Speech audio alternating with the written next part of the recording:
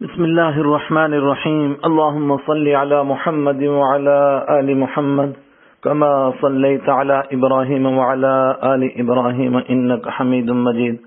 اللهم بارك على محمد وعلى آل محمد كما باركت على إبراهيم وعلى آل إبراهيم إنك حميد مجيد. رب اشرح لي صدري ويسر لي أمري واحلل عقدة من لساني يفقهوا قولي. رب زدنی علما رب زدنی علما رب زدنی علما. سامعین گرامی قدر، آپ حضرات حضرت رسول اکرم صلی اللہ علیہ وسلم کی سیرت طیبہ کی محفل میں ہیں، اور اس سے پہلے آپ 11 مجلسوں میں شرکت فرما چکے. آج اس کی 12ویں مجلس پیش ہے. گزشتہ محفل میں آپ نے سنا مکہ کے مشرکین کیوں قرآن پاک سے دور تھے، اور قرآن پاک ان سے کس طرح کی توحید کا مطالبہ کر رہا تھا. حضرت رحمت عالم صلی اللہ علیہ وسلم کی رسالت پر ان کا کیا اعتراض تھا، اور آخرت کو وہ کیوں انکار کرتے تھے.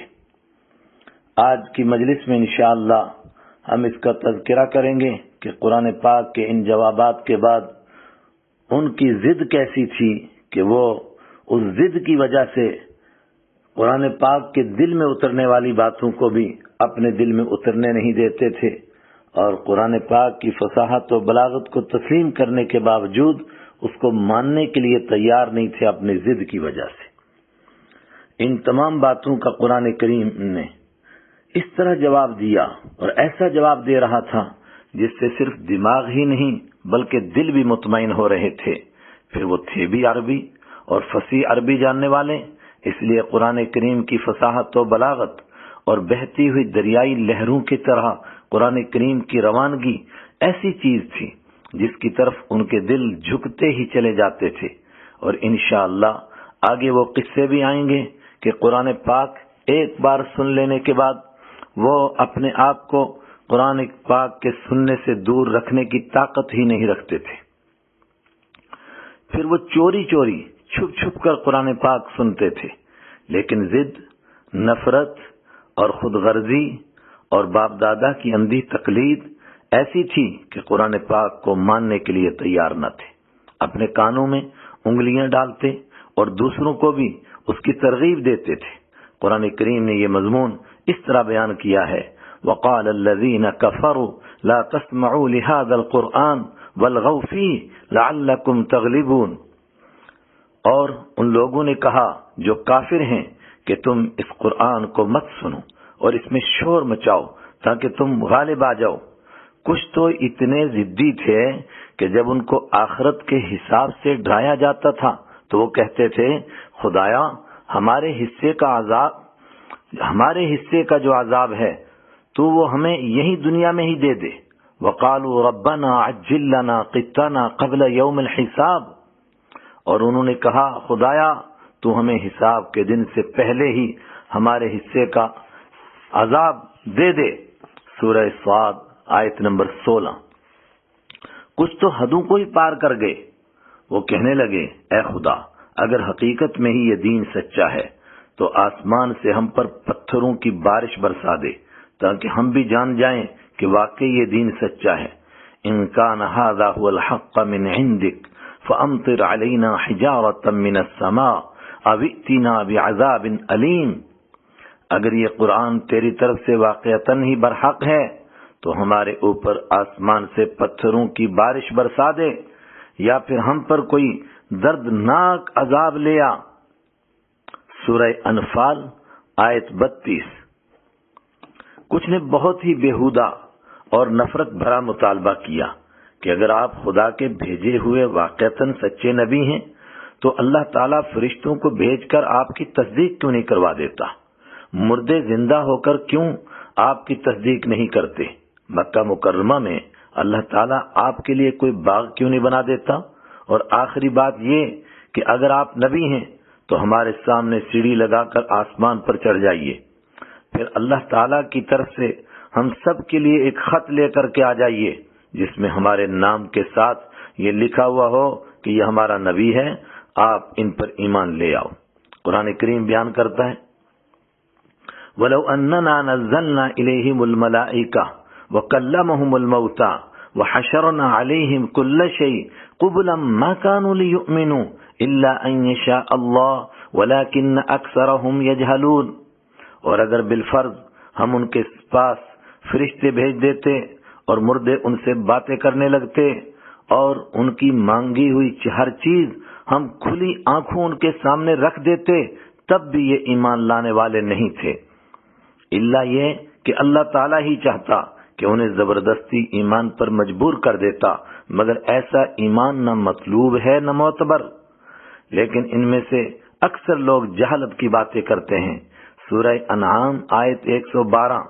سورہ بنی اسرائیل میں فرمایا وَقَالُوا لَن نُؤْمِنَ لَكَ حَتَّى تَفْجُرَ لَنَا مِنَ الْأَرْضِ يَنبُوعًا أَوْ تَكُونَ لَكَ جَنَّةٌ مِّن نَخِيلٍ وَعِنَبٍ فَتُفَجِّرَ الْأَنْهَارَ خِلَالَهَا تَفْجِيرًا أَوْ تُسْقِطَ السَّمَاءَ كَمَا زَعَمْتَ عَلَيْنَا كِسَفًا أَوْ تَأْتِيَ بِاللَّهِ وَالْمَلَائِكَةِ قَبِيلًا أَوْ يَكُونَ لَكَ بَيْتٌ مِّن زُخْرُفٍ أَوْ تَرْقَىٰ فِي السَّمَاءِ وَلَن نُّؤْمِنَ لِرُقِيِّكَ حَتَّىٰ تُنَزِّلَ عَلَيْنَا كِتَابًا نَّقْرَؤُهُ قُلْ سُبْحَانَ رَبِّي هَلْ كُنتُ إِلَّا بَشَرًا رَّسُولًا۔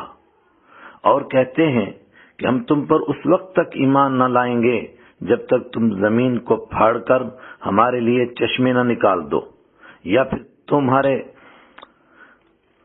لیے کھجور اور انگور کا ایک باغ پیدا ہو جائے اور تم اس کے بیچ بیچ میں زمین کو پھاڑ کر نہریں جاری کر دو، یا جیسے تم دعویٰ کرتے ہو آسمان کے ٹکڑے ٹکڑے کر کے اسے ہم پر گرا دو، یا پھر اللہ اور اس کے فرشتوں کو ہمارے سامنے لاؤ، یا پھر تمہارے لیے ایک سونے کا گھر ہو، یا تم آسمان پر چڑھ جاؤ، اور ہم تمہارے چڑھنے کو بھی اس وقت تک نہیں مانیں گے جب تک تم ہم پر ایسی کتاب نازل نہ کر دو جسے ہم پڑھ سکیں۔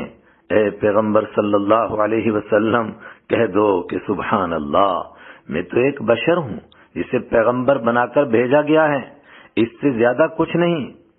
بنی اسرائیل، سورہ بنی اسرائیل آیت نمبر سے 93 تک۔ سورہ بنی اسرائیل آیت 90 تا 93۔ حج کا موسم اور مشرکین کی سازش۔ خیر، دن گزرتے جا رہے تھے، وقت تیز رفتاری سے آگے بڑھ رہا تھا، اور جن خوش نصیبوں کو اللہ تعالیٰ نے ایمان کی دولت سے نوازنا تھا وہ مسلمان ہوتے جا رہے تھے، اور سخت سے سخت مصیبتوں کو برداشت کرتے ہوئے آگے بڑھ رہے تھے، جبکہ مشرک بھی ایمان سے روکنے کے لیے جتنی محنتیں کر سکتے تھے وہ کر رہے تھے۔ اسی دوران حج کا موسم آ گیا۔ مشرکین کے پیٹ میں درد شروع ہونے لگا کہ باہر سے جو لوگ آئیں گے وہ کہیں مسلمانوں کے ساتھ مل کر مسلمان نہ ہو جائیں۔ باطل ہر دور میں اسی طرح حق سے ڈرتا رہتا ہے، حق باطل سے کبھی نہیں ڈرا۔ انہوں نے فوراً میٹنگ بلائی جس میں مکہ کے بڑے بڑے سردار جمع ہوئے کہ حج کے موسم سے پہلے پہلے کوئی ایسی تدبیر بناؤ کہ لوگ اس دین سے دور رہیں، کوئی شخص بھی ایمان کے قریب پھٹک نہ سکے۔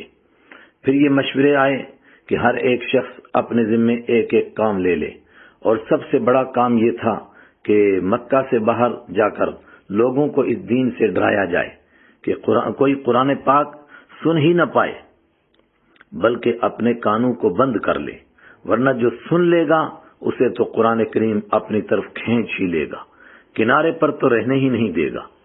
اس کے علاوہ یہ بھی طے ہوا کہ منی، مزدلفہ اور عرفات میں بھی ان پر نظر رکھی جائے، اور یہ خاص ذمہ داری حضرت رحمت عالم صلی اللہ علیہ وسلم کے بدبخت چچا ابو لہب نے اپنے ذمہ لے لی۔ روایات میں آتا ہے وہ بدبخت آپ صلی اللہ علیہ وسلم کے پیچھے پیچھے چلتا اور آپ صلی اللہ علیہ وسلم کو پتھر مار مار کر لوگوں کو کہتا، لوگوں اس کی بات نہ سننا، یہ میرا بھتیجا ہے مگر باپ دادا کے دین کو چھوڑ کر صابی بن گیا ہے، یعنی دین سے الگ ہو گیا ہے۔ البدایہ والنہایہ جلد 3 صفحہ 173۔ لیکن اس میٹنگ میں ایک سوال مجلس پر چھایا رہا کہ تم لوگ ان کو کہو گے کیا؟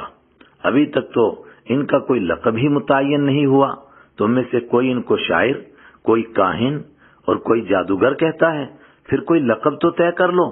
ابو جہل بڑا چالاک آدمی تھا، اس کا کام ہمیشہ دوسروں کو آگے کرنے کا تھا۔ مشہور روایت کے مطابق اس نے ولید بن مغیرہ نام کے ایک بڑے سردار سے کہا، صاحب یہ بات آپ ہی بتا سکتے ہیں، آپ جیسے عقل مند سردار کے ہوتے ہوئے کوئی دوسرا کیا کہہ سکتا ہے؟ وہ اپنی تعریف سنتے ہی پھولے نہ سمایا، تیوری چڑھائی، غصے سے منہ بنایا اور کہنے لگا، یہ قرآن تو بس ایک جادو ہے جو پیچھے سے چلا آ رہا ہے، اور اس کو پیش کرنے والے محمد صلی اللہ علیہ وسلم نعوذ باللہ جادوگر ہیں۔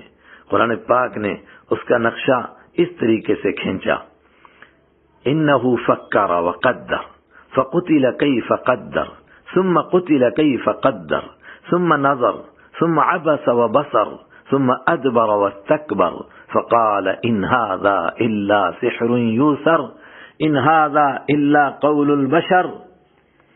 اس کا حال تو یہ ہے کہ اس نے سوچ کر ایک بات بنائی، پروردگار فرماتا ہے اس نے کیسے کیا؟ فرمایا اس کا حال تو یہ ہے اس نے سوچ کر ایک بات بنائی، خدا کی مار ہو اس پر کہ کیسی بات بنائی، دوبارہ خدا کی مار ہو اس پر کہ کیسی بات بنائی۔ پھر اس نے نظر دوڑائی، پھر تیوری چڑھائی اور منہ بنایا، پھر پیچھے کو مڑا اور غرور دکھایا، پھر کہنے لگا کہ کچھ نہیں، یہ تو ایک روایتی جادو ہے، کچھ نہیں، یہ تو ایک انسان کا بنایا ہوا کلام ہے۔ سورہ مدثر آیت 18 سے 25 تک۔ لیکن اس تمام کے باوجود مشرک کس طرح ناکام ہوئے، اس کے لیے ایک قصہ۔ مشرک سردار اپنے مشن میں کیسی بری طرح ناکام ہوتے تھے، اس کے لیے صرف ایک قصہ بطور مثال کے پڑھ لیجئے۔ مشرک سردار اور ان کے کارندے مکہ مکرمہ میں داخل ہونے والے ہر راستے پر بیٹھ کر آنے والوں کو دین اسلام سے ڈرا رہے تھے، لیکن اللہ تعالیٰ کی مشیت اس طرح اور زیادہ لوگوں کو اللہ تعالیٰ کے دین کا تعارف ہوتا جا رہا تھا۔ کچھ مشرک مکہ سے باہر ہی ایک راستے پر کھڑے ہو گئے، جہاں سے گزرتے ہوئے قبیلہ دوس کے سردار طفیل بن عمر الدوسی ان کو مل گئے۔ مکہ والوں نے ان کو دین اسلام اور مسلمانوں سے، خاص طور سے رحمت عالم صلی اللہ علیہ وسلم سے بہت ڈرایا اور ان کو بتایا کہ محمد صلی اللہ علیہ وسلم کوئی ایسا کلام پیش کرتے ہیں جس کو سننے کے بعد انسان ان کا ساتھی بنے بغیر رہ ہی نہیں سکتا۔ آپ یہ روئی لے لو اور اپنے کانوں میں رکھ لو، آپ سچے اور سادے آدمی ہو، ہمیں ڈر ہے کہیں آپ کسی مسلمان کے جال میں نہ پھنس جائیں، یا آپ صلی اللہ علیہ وسلم یا آپ کو محمد صلی اللہ علیہ وسلم دیکھ کر کہیں وہ کلام نہ سنا دے۔ حضرت طفیل بن عمر دوسی خود ہی بیان کرتے ہیں کہ میں نے جہالت کے طریقے کے مطابق عمرہ کیا، پھر ایک طرف ہو کر بیٹھ گیا۔ میں کیا دیکھتا ہوں کہ ایک بہت ہی نورانی شکل کے انسان حتیم کے سامنے لوگوں کو کچھ سمجھا رہے ہیں، لیکن لوگ سنتے ہی نہیں بلکہ تیکھی نگاہوں سے ان کو دیکھ رہے ہیں۔ مجھے اچانک ہی خیال آیا کہ میں تو اپنی قوم کا پڑھا لکھا سردار ہوں اور خود بھی شاعر ہوں، اچھی سوجھ بوجھ بھی رکھتا ہوں، پھر میں نے کیوں اپنے کان میں بند کر رکھے ہیں، کیوں اپنے کان میں روئی ڈال رکھی ہے؟ اس پر میں نے اپنے آپ کو کوسا اور میں نے کہا، تجھے تیری ماں روئے، تو نے کیوں اپنے کان بند کیے ہیں؟ یہ کہہ کر میں نے فوراً اپنے کانوں سے روئی نکال لی اور لوگوں سے پوچھا کہ یہ اتنی نورانی شکل والے بزرگ کون تھے، یہ لوگوں سے کیا کہہ رہے تھے؟ لوگوں نے جواب دیا، یہی ہیں وہ جن سے ہم آپ کو روک رہے تھے اور ان کی بات سننے سے منع کر رہے تھے۔ تب تک آپ صلی اللہ علیہ وسلم اپنے دولت قضا پر تشریف لے جا چکے تھے۔ میں نے آہستہ سے ایک آدمی سے پوچھا کہ ان کا دولت خانہ کہاں ہے؟ اس شخص نے محمد صلی اللہ علیہ وسلم کے دولت خانہ تک میری رہنمائی کر دی۔ رسول اکرم صلی اللہ علیہ وسلم سے میری ملاقات ہوئی۔ آپ صلی اللہ علیہ وسلم نے مجھے اندر بٹھایا، میں نے آپ کو پوری بات اپنی سنا دی۔ اس پر رسول اکرم صلی اللہ علیہ وسلم نے فرمایا، آپ اپنے مالک حقیقی کا کلام سنو، پھر خود فیصلہ کرو۔ چنانچہ آپ صلی اللہ علیہ وسلم نے مجھے سورہ اخلاص سنائی۔ اس کا سننا تھا کہ قرآن کریم کے نور سے دل منور ہو گیا، وہ نور میرے دل میں گھر کر گیا۔ اسی وقت کلمہ پڑھ کر میں مسلمان ہو گیا۔ مکہ مکرمہ کے لوگ یہ سن کر آگ بگولا ہو گئے، لیکن وہ کر کچھ نہ سکتے تھے۔ ابن ہشام جلد 2 صفحہ 33۔ اس طرح اللہ تعالیٰ کی قدرت سے ان کی چالوں اور ان کی سازشوں کا نتیجہ انہی کے خلاف نکلتا تھا۔ اس کو اللہ تعالیٰ نے بیان فرمایا، انہم یکیدون کیدا واکید کیدا فمہل الکافرین امہلہم رویدا۔ یہ لوگ تو طرح طرح کی چالیں بنانے میں لگے ہیں اور میں بھی تدبیر کرتا ہوں، تو اے پیغمبر صلی اللہ علیہ وسلم آپ کافروں کو ڈھیل دے دیجئے، بس تھوڑی سی ڈھیل دے دیجئے، تھوڑی سی اور ڈھیل دے دیجئے۔ سورہ طارق آیت 15 تا 17۔ اس طرح کا ایک بڑا اہم واقعہ، عتبہ کی ثالثی اور رنگ رنگی دنیاوی ترغیبیں، بات قرآن کریم کے اثر کی چل رہی ہے، تو چلیے لگے ہاتھوں مشرکین کے سردار عتبہ کا بھی اس طرح کا ایک قصہ سن لیجیے۔ ابو جہل کی سرداری میں مشرکین کی میٹنگ چل رہی تھی۔ آخر کیا کیا جائے؟ مسلمان تو بڑھتے چلے جا رہے ہیں، نہ مار پیٹ سے ڈرتے ہیں، نہ ہی موت کی دھمکی کا ان پر کوئی اثر ہوتا ہے۔ کچھ تو سوچو، آخر اس مسئلے کا کریں کیا؟ ابو جہل بڑی شرارت سے خود پیچھے رہ کر دوسروں سے مشورے پوچھ رہا تھا۔ اس پر عتبہ نام کا ایک سردار بولا، آپ مجھے کچھ اختیار دے کر بھیجو، میں ضرور ان کو کسی بات پر لا سکتا ہوں اور صلح کا کوئی راستہ نکال سکتا ہوں۔ ابو جہل اور دوسرے چالاک سردار بولے، یقیناً آپ جیسے گھاٹ گھاٹ کا پانی پینے والے اور ملکوں ملکوں گھومنے والے سردار ہی اس مسئلے کا حل نکال سکتے ہیں، کیونکہ آپ زمانہ کے گرم و سرد اور حالات کے تھپیڑوں سے واقف ہیں۔ چنانچہ سب بیک زبان بولے، ہماری طرف سے آپ کو پورا اختیار ہے، یہ اپنا دین چھوڑ کر جس بات پر بھی آتے ہیں آپ آنے دیجیے، ہم اس کو پورا کریں گے۔ عتبہ نبی اکرم صلی اللہ علیہ وسلم کے پاس آیا اور بڑے ہی میٹھے اور رسیلے انداز سے کہنے لگا، بھتیجے میں آپ کے پاس آپ کی پوری قوم کی طرف سے سفیر بن کر آیا ہوں۔ آپ خود ہی دیکھ رہے ہیں کہ آپ کی وجہ سے خاندان تقسیم ہو گیا ہے، گھر گھر میں فتنہ اور لڑائی جھگڑا شروع ہو گیا ہے، بھائی بھائی پر آستینے چڑھا رہا ہے۔ آپ اس مصیبت کا کوئی حل بتاؤ۔ حضرت نبی اکرم صلی اللہ علیہ وسلم نے فرمایا، آپ اپنی بات پوری کر لیجئے اور جو کہنا چاہتے ہیں وہ کہہ لیجئے۔ عتبہ نے کہا، آپ میری چند باتیں سن لیں۔ بھتیجے، اگر آپ لوگوں کو کلمہ پڑھا کر مکہ کا بادشاہ بننا چاہتے ہیں تو میں سارے مکہ کی ذمہ داری لیتا ہوں، ہم سارے آپ کو اپنا بادشاہ بنا دیں گے، آپ بادشاہ بن جائیے، لیکن ایمان اور اسلام والی یہ باتیں نہ کریے جن کی وجہ سے لڑائی جھگڑا ہو جاتا ہے۔ نمبر 2، اور اگر آپ اس طریقے سے مال و دولت کمانا چاہتے ہیں تو میں ساری قوم کی ذمہ داری لیتا ہوں کہ آپ یہ دعوت چھوڑ دیجئے، ہم آپ کو اتنا مال دیں گے جو آپ سوچ بھی نہیں سکتے۔ تیسری بات، اور اگر اس طرح آپ بڑے بن کر کسی خوبصورت حسین عورت سے شادی کرنا چاہتے ہیں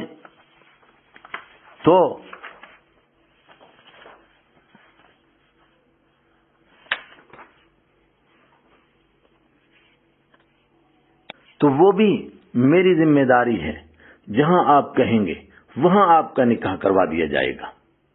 نمبر 4، اگر ان تینوں باتوں میں سے کوئی بات بھی نہیں تو پھر بتائیے آپ پر کوئی جادو جنتر تو نہیں جس سے دیوانگی لاحق ہو گئی ہو؟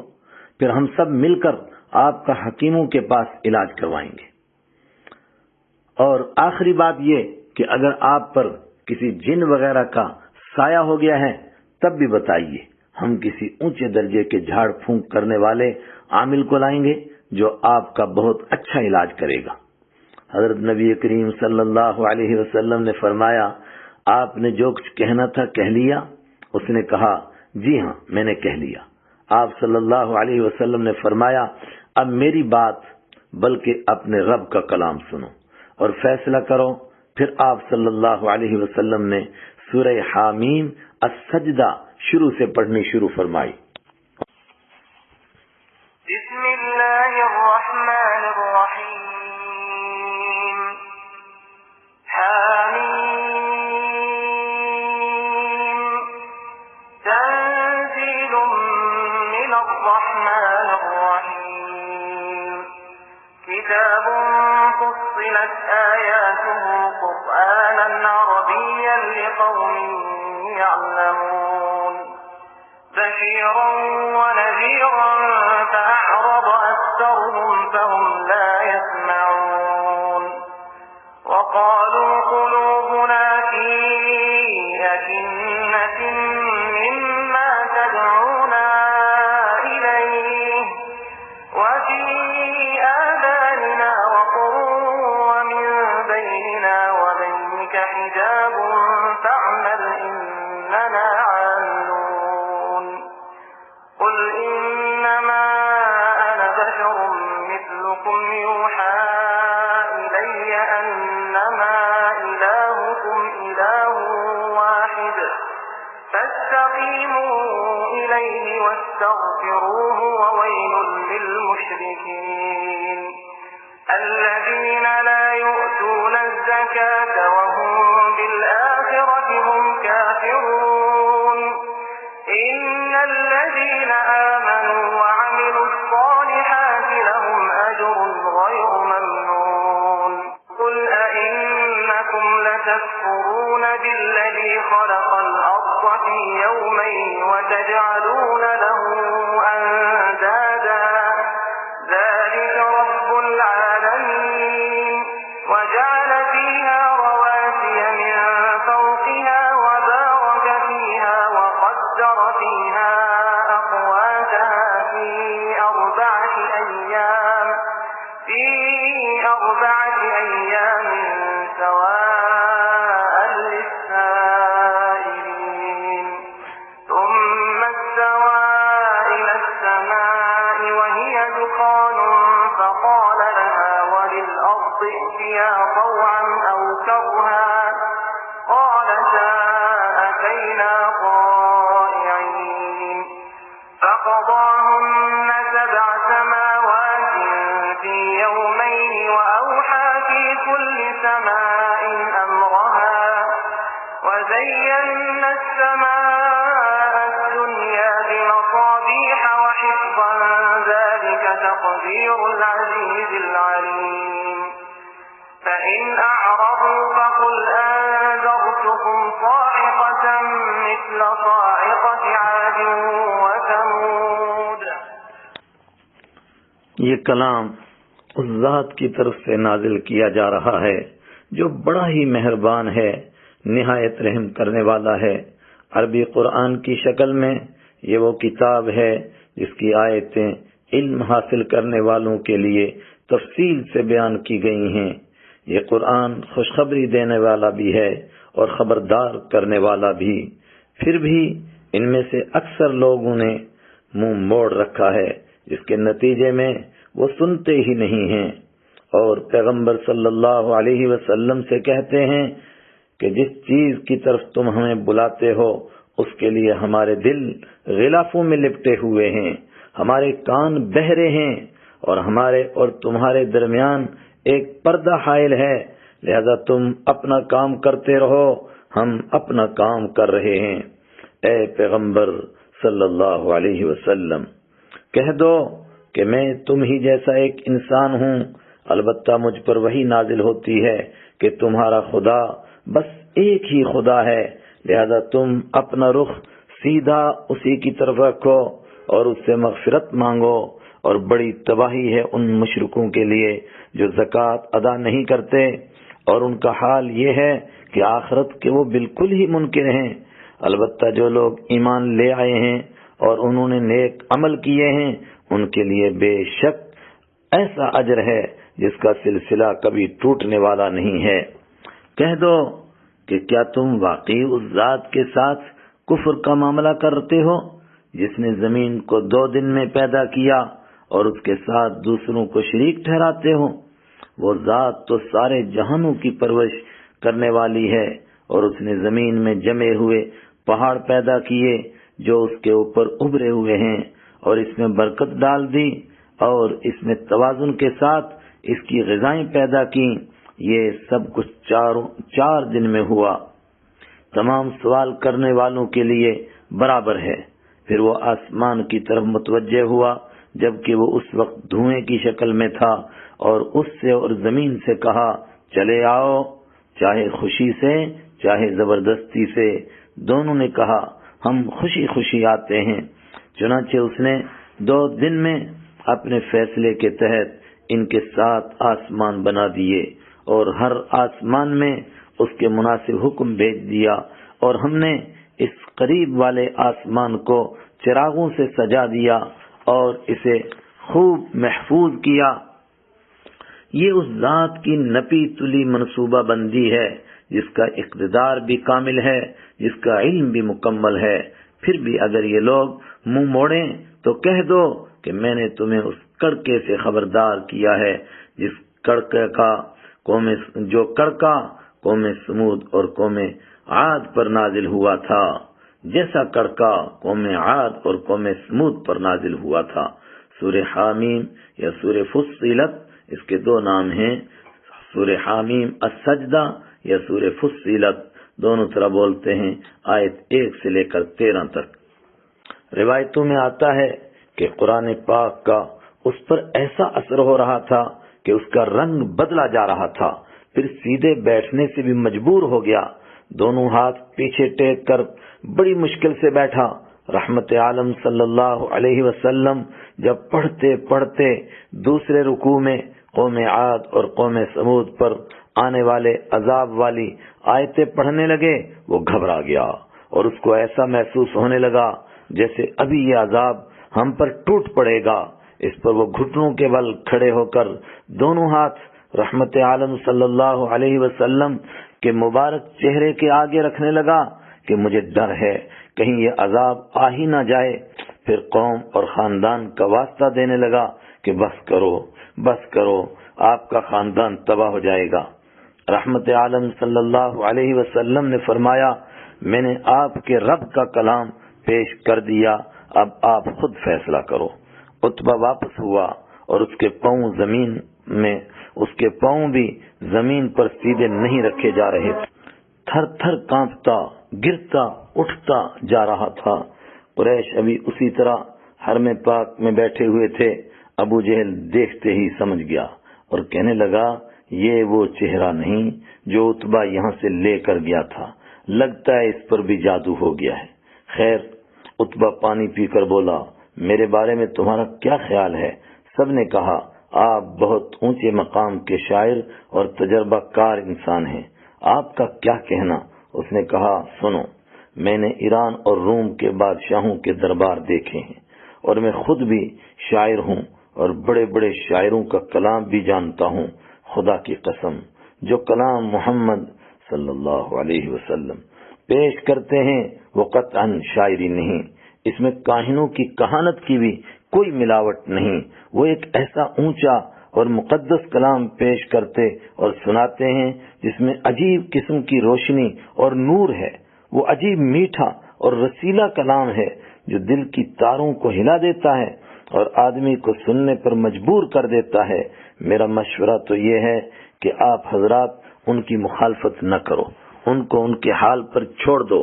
اگر وہ غالب آ گئے تو اس میں تمہاری بھی عزت ہوگی، تمہیں بھی فخر ہوگا کیونکہ وہ تمہارے ہی خاندان کے ہیں، اور اگر زمانے نے ان کے ساتھ وفا نہ کی تو باقی دنیا ان سے خود نمٹ لے گی اور ان کا خون تمہارے سر پر نہیں آئے گا۔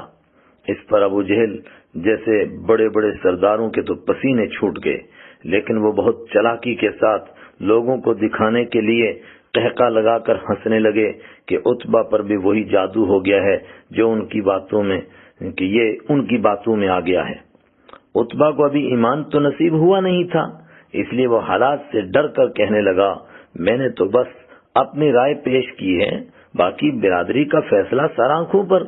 اس طرح لوگ اپنے اپنے تبصرے کرتے ہوئے اٹھ گئے اور پنچایت بغیر کسی فیصلے کے برخاست ہو گئی۔